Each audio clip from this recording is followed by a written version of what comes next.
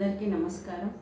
ముందుగా బ్రహ్మశ్రీ పితామహ పత్రిజీకి స్వర్ణమాల పత్రి మేడానికి ఆత్మ ప్రణామాలు తెలుపుకుంటూ, అలాగే బ్రహ్మశ్రీ తటవర్తి రాఘవరావు సార్కి, బ్రహ్మ విద్వరిష్ట రాజలక్ష్మమ్మకి ఆత్మ ప్రణామాలు.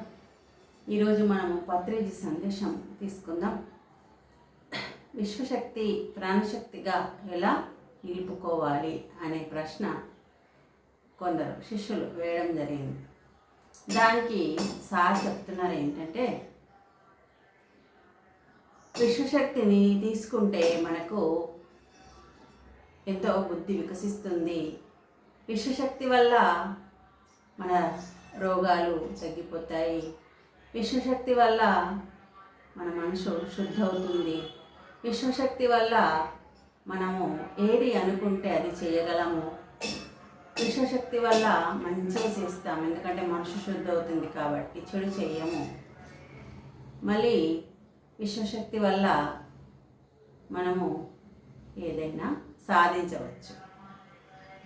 అయితే ఇవి ఎప్పుడు వస్తాయి అంటే, నీవు ఆలోచనలు ఉండవో అప్పుడు విశ్వశక్తి ఈ శరీరం తీసుకుంటుంది. ఎప్పుడు అంటే ఆలోచనలు ఉండకుండా మన మనసు ఉంటుందో అప్పుడు ఈ విశ్వశక్తిని ఈ శరీరం తీసుకుంటుంది.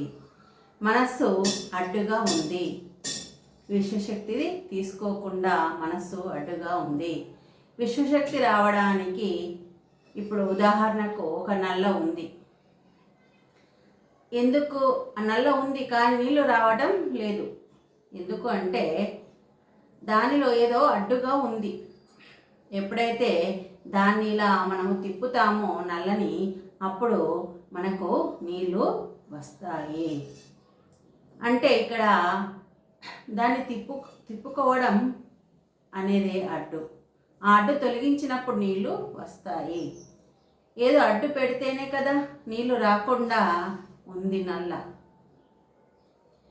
మరి బయట ఉంది నల్ల కానీ నీళ్ళు వస్తలేవు అంటే అది అడ్డుగా ఉంది. అడ్డు ఎప్పుడైతే మనం నల్లని ఇట్లా పైకి తిప్పుతామో, తిప్పినప్పుడు నీళ్ళు పటపట వస్తాయి. అలాగే మనకిక్కడ విశ్వశక్తి నిండుగా ఉంది కానీ అది మనకి తీసుకోకుండా మనసు అడ్డుగా ఉంది, ఆలోచనలతో అడ్డుగా ఉంది. ఎప్పుడైతే ఈ అడ్డు మనస్సుని తొలగిస్తామో అలాగే మనకు విశ్వశక్తి వస్తుంది. కానీ మనస్సు అనేది ఆపుతుంది. ఆ విశ్వశక్తిని తీసుకుంటున్నాం కానీ ఆ మనస్సు ద్వారా ఆగిపోతుందన్నమాట. దాన్ని మనసు శూన్యం చేసినప్పుడు విశ్వశక్తి వస్తుంది. అందుకే పతంజలి మన మహర్షి ఏం చెప్పారంటే, నిర్విషయం మనః అన్నారు. అందుకే మనసుని నిర్విషయం చేసుకోవాలి, నిర్వీర్యం చేసుకోవాలి. అప్పుడే మనము విశ్వశక్తిని తీసుకోగలము. అదే ధ్యానము అని.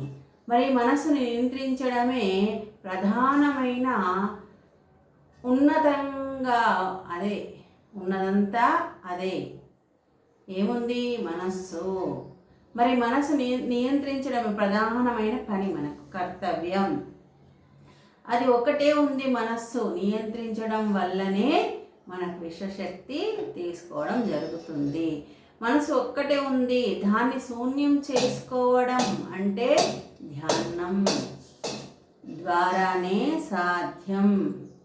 మరి ఇంకా బాగా చెయ్యాలంటే దాన్ని మన ఆధీనంలో ఉంచుకోవాలి. మనస్సుని ఆధీనంలో ఉంచుకోవాలి. మన మాట వినేటట్టు చేసుకోవాలి. మన మాట వినేటట్టు చేసుకోవాలి. ఎవరిని? మనస్సుని. మనస్సు మన ఆధీనంలో ఉండాలి తప్ప మనము మనస్సు ఆధీనంలో ఉండకూడదు. అంటే సితారా బాగా వాయించాలి అంటే ప్రాక్టీస్ అవసరం.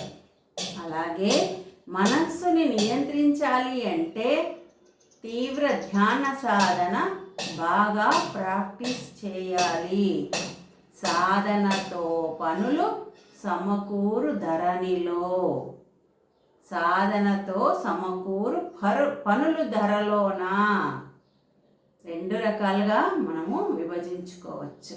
అంటే ఏదైనా సాధనతోటే సాధ్యమవుతుంది. రోజు మనము ఎంత సాధన చేస్తామో అంత మనస్సుని నియంత్రించగలం. ఎప్పుడైతే మనము మనస్సుని నియంత్రించగలమో అప్పుడు విశ్వశక్తిని తీసుకోగలం. తీసుకున్నప్పుడు మనం ఏదైతే అశుద్ధ మనసు ఉందో శుద్ధత్వంలోకి వస్తుంది. అలాగే ప్రాక్టీస్ చేస్తూ ఉంటే శుద్ధమైన మనస్సు పరిశుద్ధమవుతుంది. పరిశుద్ధమైన మనసు మహాపరిశుద్ధమవుతుంది. మహాపరిశుద్ధమైన మనసు శూన్యమవుతుంది. ఇదంతా ప్రాక్టీస్ చేస్తూ ఉండవలే.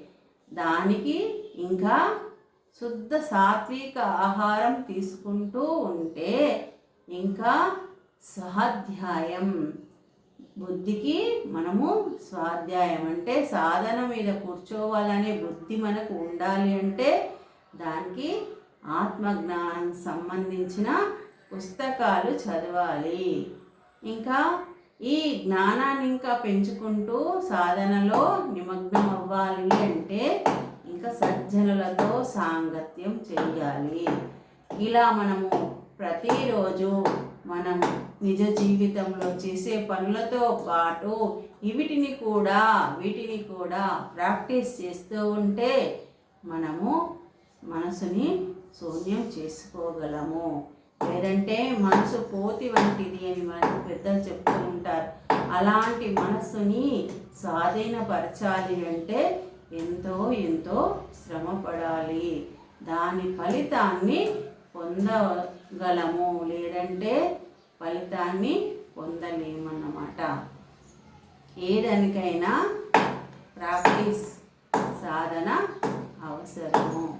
అందుకే ప్రాపంచకమైన దానికి ఎంతో సాధన చేయాలి. ఇదైతే ఆ భగవంతుడి కోసం మనం చేసేది.